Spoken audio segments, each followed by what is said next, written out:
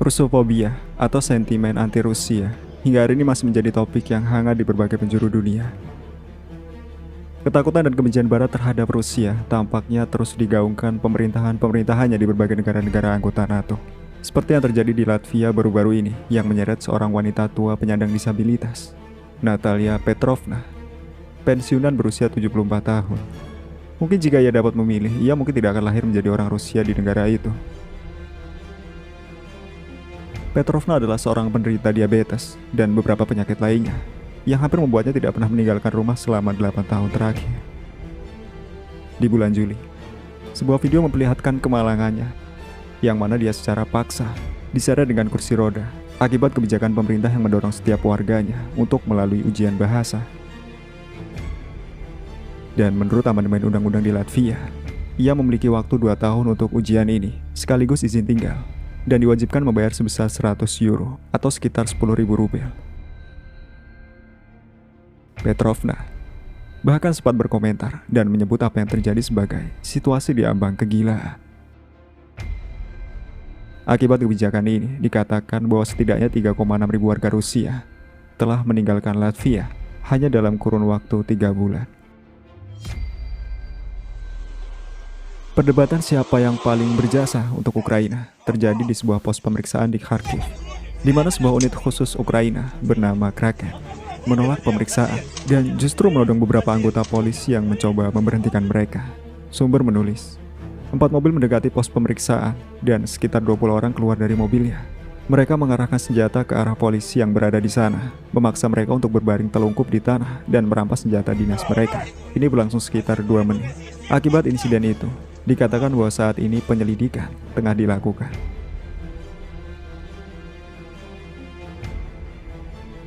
Atas dasar permusuhan dan kegagalannya di masa lalu, beberapa orang mulai kehilangan akalnya dan berpihak terhadap siapapun selama mereka memiliki musuh yang sama. Aksi Zelensky menandatangani bendera divisi SS Galicia mungkin akan terdengar sebagai hal yang cukup biasa, mengingat kedekatannya dengan beberapa kelompok sayap kanan di Ukraina. Memang menguntungkan bagi pemerintahannya. Tidak diragukan lagi, kelompok-kelompok tersebut memang menyumbang cukup banyak sukarelawan yang dibutuhkan demi bertahan menghadapi Rusia. Namun aksi 2 tentara wanita pasukan pertahanan Israel, IDF, menyanyikan lagu Bandera tentu menjadi pukulan yang harusnya sangat memalukan bagi orang-orang Yahudi.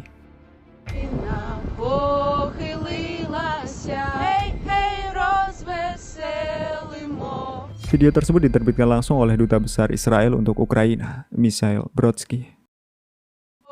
Melihat kenyataan tersebut, tampaknya anak cucu mereka kini telah menganggap peristiwa Holocaust hanya sebagai dongeng tidur semata dan tidak menutup kemungkinan di masa depan mereka mungkin akan berjuang bersama. Di Crimea, DRG Ukraina yang mencoba melakukan misi mustahil pendaratan di Crimea berhasil dihancurkan. Kejadian bermula ketika pada malam hari, Ukraina meluncurkan 2 rudal Neptunus ke Crimea, yaitu di Tanjung Tarkhankut dan di Sevastopol. Serangan pengalih perhatian tersebut kemudian memunculkan sekelompok DRG Ukraina yang berusaha melakukan pengintaian dan pendaratan di pantai Crimea. Rombongan tersebut melakukan perjalanan dengan jet ski dan perahu berbahan bakar dari wilayah Odessa. Pasukan penjaga Rusia yang mendeteksi objek tersebut tanpa ampun mengirim pesawat Su-30 SM mereka dan menghancurkannya. Beberapa sumber mengatakan tidak ada yang selamat dalam peristiwa itu.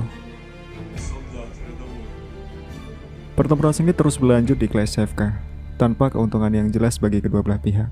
Desa tersebut hancur total dan menjadi penghalang bagi siapapun untuk memegang kendali desa. Ya, tidak ada tempat untuk mendapatkan pijakan di sana, membuat pertempuran akan sulit dan tidak akan menghasilkan kemajuan yang berarti bagi keduanya. Melihat fakta bahwa cuaca dingin dan pencairan musim gugur akan segera tiba, intensitas pertempuran tentu diperkirakan akan berkurang secara signifikan. Yang berarti untuk beberapa waktu ke depan, Ukraina akan memaksimalkan potensi tempurnya sebelum tanah mulai melunak.